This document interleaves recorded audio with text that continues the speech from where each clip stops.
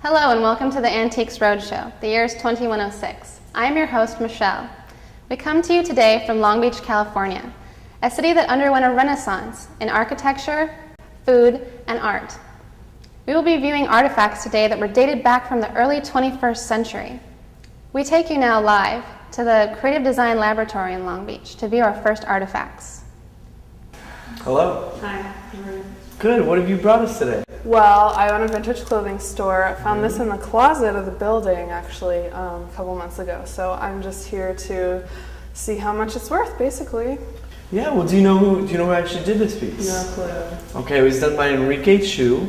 He was one of the most famous Latin artists that came about in the 21st century in Southern California. Yeah. How much do you think this is worth? Well, I mean, that's why I came, so you tell me, right?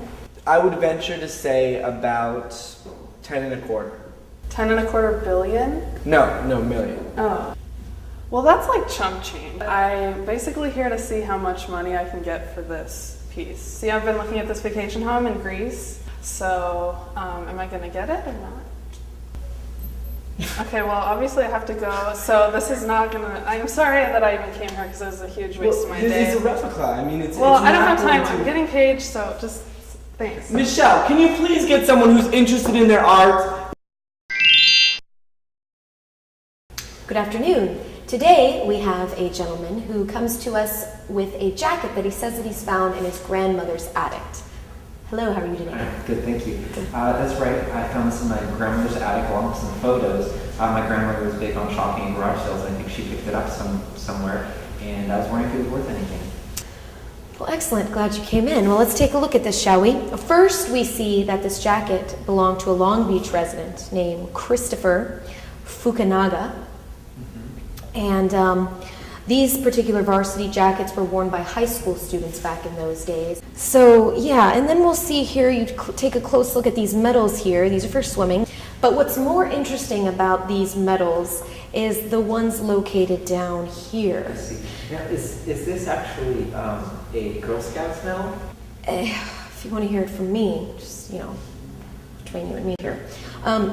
Chris probably bought these medals at a Goodwill or some little trinkety shop, and then had them added on later to make it look like that he actually won more medals than he actually did. Yeah, which in reality he probably didn't. He just wanted to look cooler.